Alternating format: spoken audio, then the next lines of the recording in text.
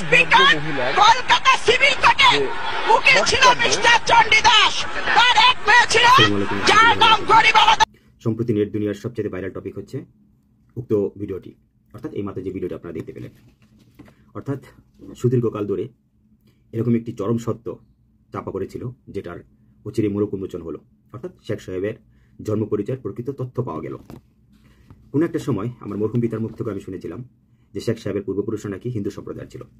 তখন অবশ্যই আমি অত্যন্ত ছোট ছিলাম, আর বিষয়টা খুব একটা মাথায় নিয়ে বুঝতেও পারিনি তেমন একটা। আজকে তার স্বচ্ছতা আমার চোখে স্পষ্ট প্রমাণিত হলো আর কি, উক্ত ভদ্রমহিলার তথ্য থেকে।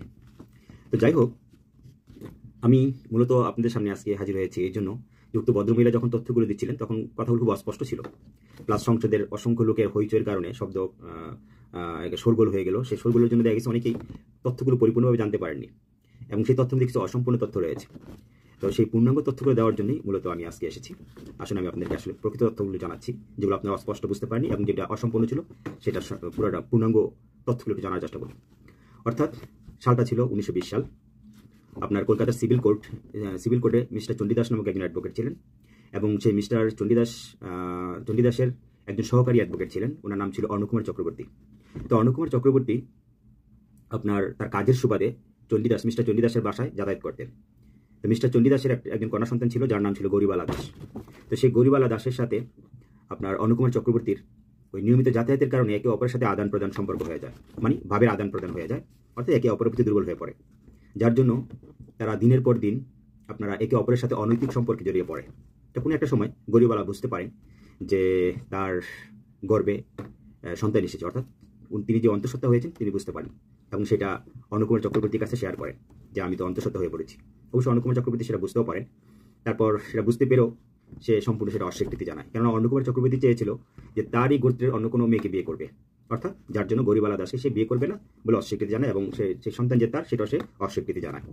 তো উক্ত বিষয়টা নিয়ে আপনার মিস্টার চণ্ডী দাস অত্যন্ত বিচলিত হয়ে পড়ে মেয়ের এই অবস্থা দেখে, এবং রীতিমতো তিনি অসুস্থ হয়ে পড়েন।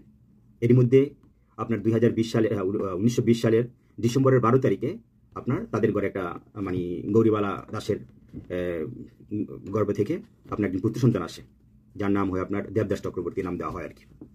তো যখন এই অবস্থা দেখে বাবা তার কন্যা সন্তানের এই দুর্গতি অবস্থা, প্লাস আপনার তার কন্যার যে সন্তান হয়েছে, পুত্র সন্তান হয়েছে, ওটার তো কোনো পিতৃ পরিচয় পাচ্ছে না। তো বাবা খুব বিচলিত হয়ে পড়ে এবং প্রচণ্ড অসুস্থ হয়ে পড়ে। বাধ্য হয়ে উনি অর্ণকুমার চক্রবর্তীর কাছে মেয়েকে নিয়ে যায়।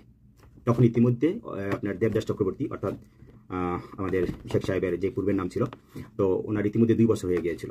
সেই সময় অর্ণকুমার চক্রবর্তীর কাছে আপনার মিস্টার চণ্ডী দাস যান মেয়েকে নিয়ে, বাট আপনার সেই অর্ণকুমার চক্রবর্তী সেটা সম্পূর্ণ অস্বীকৃতি জানায়, সে কিছুতেই রাজি হয় না।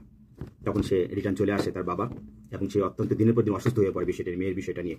সে এখন কি করবে, বা মুখ দেখাতে পারছে না, লজ্জিত হচ্ছে, বা আপনার নাতি দিবে কি পরিচয় দিবে। ঠিক এমন সময় ওনার একজন বিশ্বস্ত মোহরি ছিল, উনি ছিলেন আপনার মুসলিম, ওনার নাম ছিল আপনার লুৎফর রহমান, এবং ওনার আপনার বংশগত এই যে পদবিটা সেটা হচ্ছে শেখ, অর্থাৎ সেই শেখ থেকে আসলে শেখ মুজিবুরটা আবির্ভাব হয়। আমি আপনাদের বলছি, বুঝতে পারবেন। তো সেই বিশ্বস্ত মোহরির নাম ছিল লুৎফর রহমান, শেখ লুৎফর রহমান। তখন সেই চণ্ডী দাস ওনাকে বিষয়টা বুঝায়, মেয়ের ব্যাপারটা, যে আমি অত্যন্ত লজ্জিত, এখন আমার মেয়েকে তুমি বিয়ে করো। তো একটা মোটা অঙ্কের কিছু সম্পদ উক্ত ব্যক্তিটাকে দেওয়া হয়, লুৎফর রহমানকে দেওয়া হয়, লোভনীয় অফার দেওয়া হয় সম্ভবত মেয়েটার জন্য আর কি। পরবর্তীতে লুৎফর রহমান রাজি হয়ে যায়, তারপর এই আপনার গরিবালাকে বিয়ে করে। তো গরিবালাকে বিয়ে করার পর তার গরিবালার নাম পরিবর্তন হয়ে, অর্থাৎ গরিবালা থেকে হয়ে যায় সায়া বেগম, এবং ছেলে দেবদাস চক্রবর্তী থেকে নাম দেওয়া হয় শেখ মুজিবুর রহমান। এই থেকে আসলে শেখ মুজিবুর রহমানের আবির্ভাব, এবং শেখ শব্দটা সেই লুৎফর রহমানের বংশ পরিচয় থেকেই যুক্ত হয়ে থাকে। তো যাই হোক, এই বিষয়টা অর্থাৎ তাদের যে বিবাহ হয়েছিল আপনার এই লুৎফর রহমান সাহেবের সাথে যে গরিবালার বিবাহ হয়েছিল, সেই সালটা ছিল আপনার 1923 সাল, 3 বছর পরের ঘটনা আর কি। 1920 থেকে 1923, অর্থাৎ 3 বছর পরের ঘটনা। সেটা আপনার নভেম্বরের 10 তারিখে তাদের বিয়ে হয়, যেটা হলফনামা নাম্বার হচ্ছে 118, যেটা কলকাতা সিভিল কোর্টের পশ্চিমবঙ্গতে তাদের এই বিবাহ সম্পন্ন হয়। যেটার উইটনেস হিসাবে বা সাক্ষী হিসাবে 2 জন ব্যক্তি ছিলেন।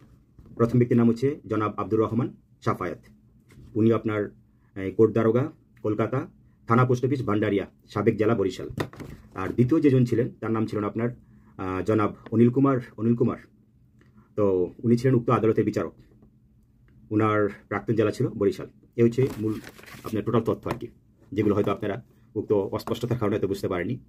তো এই হচ্ছে বিষয়টা, যেটা আসলে জাতি এমন একজন মানে আওয়ামী লীগের কর্মীরাই একমাত্র তারা তাদের যাকে ওনারা জাতির পিতা বলে সম্মতি দিয়েছেন, সেই জাতির পিতার বংশ পরিচয় হচ্ছে এটা, মানে তার জন্মসূত্র, তার জন্ম পরিচয় হচ্ছে এটা, যেহেতু এটা ওনাদের জাতির পিতা, আমাদের না।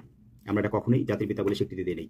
প্লাস কোনো একজন মুসলিম কখনোই শেখ সাহেবকে জাতির পিতা বলে সম্বোধন করতে পারে না, কারণ আমাদের জাতির পিতা হচ্ছে পিতা ইব্রাহিম। উক্ত সত্য সার্বিক আলোচনার ভিত্তিতে বলতে হয়, এই হচ্ছে তাহলে আসলে বুবুর আসল রহস্য।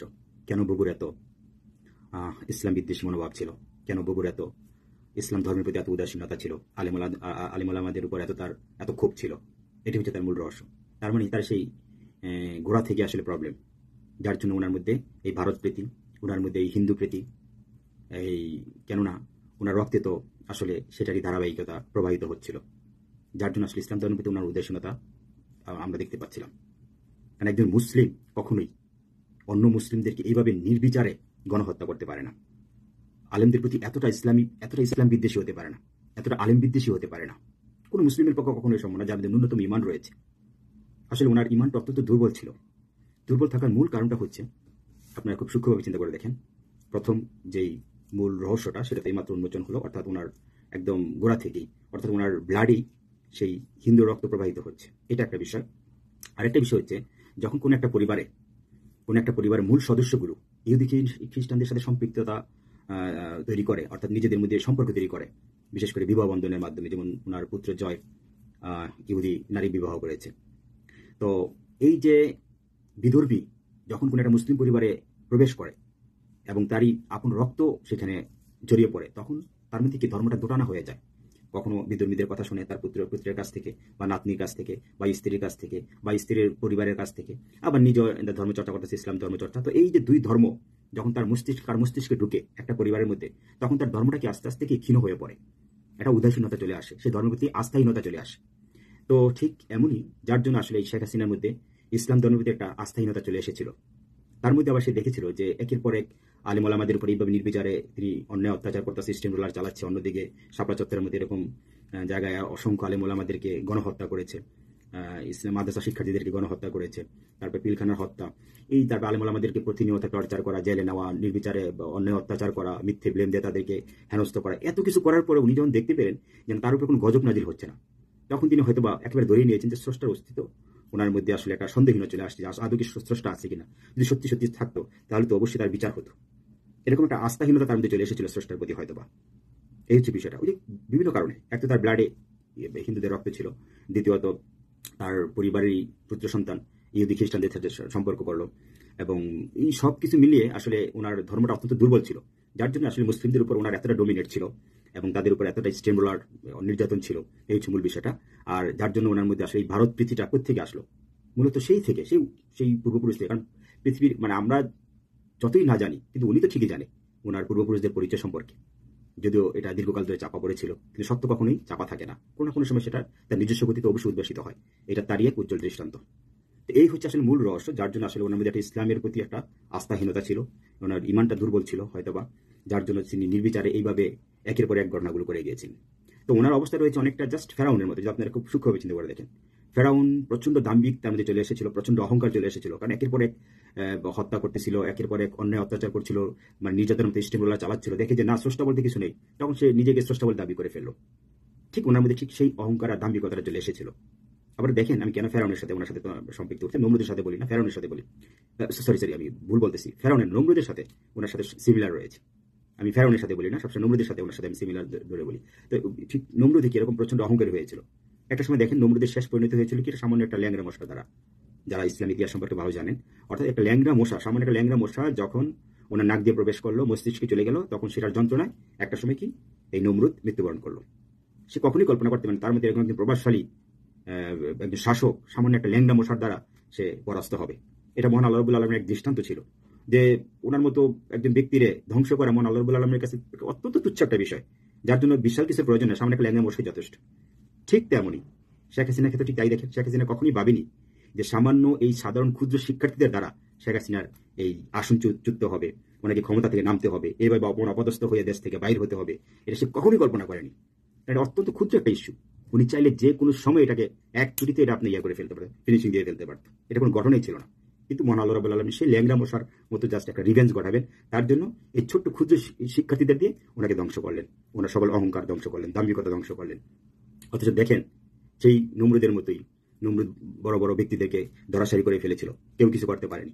ঠিক তেমনি শেখ হাসিনা বাংলাদেশ সবচেয়ে বৃহত্তর দল বিএনপি দল, এটাকে পর্যন্ত নাস্তানাবুদ করে ফেলেছে, প্রায় ধ্বংস করে ফেলেছে। জামাত ইসলামের মতো একটা বৃহত্তর শক্তিশালী দল, সেটাকে ধ্বংস করে ফেলেছে, প্রায় নিঃশেষ করে ফেলেছে, এতগুলো ব্যক্তিকে ফাঁসি দিয়ে শেষ করে ফেলেছে। হেফাজতে ইসলামের মতো একজন শক্তিশালী সংগঠন, সেটা পর্যন্ত ধরাশায়ী হয়ে গেছে। তার মানে কি, বাংলাদেশের যত বৃহত্তর দলগুলো ছিল সবগুলি কি আওয়ামী লীগের রাজনীতির কাছে, তাদের কুটচালের কাছে সোজা কথা কি ধরাশায়ী হয়ে গেছে। অথচ সেই শেখ হাসিনা এত দাম্ভিকতা বেড়ে গেছিল যে একের পর এক বড় বড় দলগুলিকে সে পরাস্ত করে ফেলেছে। তার কাছে এখন আর কোনো কিছু বাকি নেই, সোজা কথা, তাকে আর স্পর্শ করার কেউ নাই, সেইটাই ধরে নিছে। ঠিক এমন সময় এই ছোট্ট সাধারণ শিক্ষার্থীদের দ্বারা সেই নমরুদের ল্যাংড়া মশার মতো ওনাকে পরাস্ত হতে হলো, এই সাধারণ শিক্ষার্থীদের ক্ষুদ্র একটা বিষয় নিয়ে। এটা হচ্ছে আসলে মহান আল্লাহ রাব্বুল আলামিনের রিভেঞ্জ, প্রতিশোধ। এটা সবচেয়ে বড় কথা। আরেকটা জিনিস খুব সূক্ষ্মভাবে চিন্তা করে দেখবেন আপনি, এই রাজাকার নামক শব্দটা দিয়ে শেখ হাসিনা তার সরকার একের পর এক ব্যক্তির উপরে রাজাকারের তকমা বা কোড যেটি বলে না কেন সেটা লাগিয়ে দিয়ে তাকে শেষ করে ফেলত। যেমন জামাতের বড় বড় নেতাদেরকে রাজাকার শব্দটা কোড বসিয়ে বসিয়ে তাদেরকে সব ফাঁসি দিয়ে দিল। এছাড়াও বাংলাদেশ জাতীয়তাবাদী দল বিএনপির যেই যখন মাথা চারা যখন কথা বলতে উঠতো বা সত্য কথা বলতে চাইতো সৎ সাহসের সাথে, তাকে রাজাকার উপাধি দেওয়া হতো। মহান আল্লাহ রাব্বুল আলামিনের কি কারিশমা আপনারা দেখেন। সেই রাজাকার নামক কোড আওয়ামী লীগের গলায় চেপে ধরেছে। কিভাবে? শেখ হাসিনা মুখ ফসকে বেরিয়ে আসলো এই রাজাকার শব্দটা, অর্থাৎ সবাইকে সাধারণ শিক্ষার্থীদেরকে রাজাকারের নাতি বলে আখ্যায়িত করলো। সেই রাজাকার শব্দটা তার মুখ থেকে চলে আসলো, এবং সেই রাজাকার শব্দটা দিয়েই কিন্তু কি তার উত্থান, মানে তার পরাজয়ের উত্থান শুরু হয়। আপনারা সবাই ভালো করে জানেন, তুমি কে আমি কে, রাজাকার রাজাকার, ওই রাজাকার শব্দটা। অর্থাৎ যেই কোড আপনি 2013 সালে শাহবাগ চত্বরের কতে কাদের মোল্লা তুই রাজাকার তুই রাজাকার, গতে গোলাম আজম তুই রাজাকার তুই রাজাকার, লাখির যে মুখরোচক যে আপনার স্লোগান ছিল, সেই স্লোগান সেই রাজাকার দিয়ে সব ধ্বংস করলো। এবং বিএনপি, বাংলাদেশ জাতীয়তাবাদী দল বিএনপি এবং জামাত, এটা যৌথ একটা দল ছিল, সেই দলটাকে নিঃশেষ করে ফেললো, দুর্বল করে ফেললো সেই রাজাকারের তকমা দিয়ে। সেই রাজাকারটা আপনি দেখেন 2013 সাল থেকে 2024 সাল, প্রায় এক যুগ পরে এসে তার রিভেঞ্জ ঘটালো আল্লাহ। সেই রাজাকার নামক শব্দটা দিয়ে তাকে পরাজিত করলো, আল্লাহ পরাস্ত করলো। এগুলো হচ্ছে রিভেঞ্জ। সূক্ষ্মভাবে আসলে অনেকে চিন্তা করে না। তারপর দেখেন খালেদা জিয়াকে, বাংলাদেশ জাতীয়তাবাদী দলের যে চেয়ারপারসন বেগম খালেদা জিয়াকে বাড়িতে কিভাবে অপমান অপদস্থ করে বের করেছে, আপনারা সবাই জানেন। ওনার ফার্নিচার সবকিছু ছুড়ে ফেলে দিয়েছে। শেখ হাসিনার অবস্থা কি হলো? তার চেয়ে অনেক বেশি লজ্জাজনক অবস্থা হলো। তার বাড়িতে আপনারা জানেন সর্বোচ্চ লোক ঢুকে তছনছ করে ওনার সবকিছু নিয়ে গিয়েছে, এবং ওনাকে বাড়ি থেকে বাধ্য করছে, বের করে দিতে বাধ্য করছে, মানে ওনার বের হয়ে যেতে বাধ্য হয়েছে উনি। তার মানে কি, সেই ম্যাডাম জিয়ার থেকে বেশি রিভেঞ্জ আল্লাহ নিয়েছেন। ওনাকে ওনার বাড়ি থেকে উচ্ছেদ করছে, ওনার ফার্নিচার সবকিছু তছনছ করে ফেলেছে, যেটা ম্যাডাম জিয়ার ক্ষেত্রে করেছিল। ওনার সে কষ্ট, ওনার সে হাহাকার হয়তো আল্লাহর কাছে হাজার করছে, সেটা রিভেঞ্জ করে গেছে। প্রত্যেকটা ঘটনায় কি রিভেঞ্জ করছে, খুব সূক্ষ্মভাবে চিন্তা করলে বুঝতে পারবেন। শুধু একটা রিভেঞ্জ বাকি আছে, ম্যাডাম জিয়াকে জেলে বিনা কারণে জেলে পচতে হয়েছিল দীর্ঘদিন, এখন ওনার ক্ষেত্রে সেটা বাকি রয়ে গেছে। আল্লাহ তাআলা হয়তো সেটা আমরা দেখতে পাবো চিরেই, জাস্ট সময়ের অপেক্ষা মাত্র।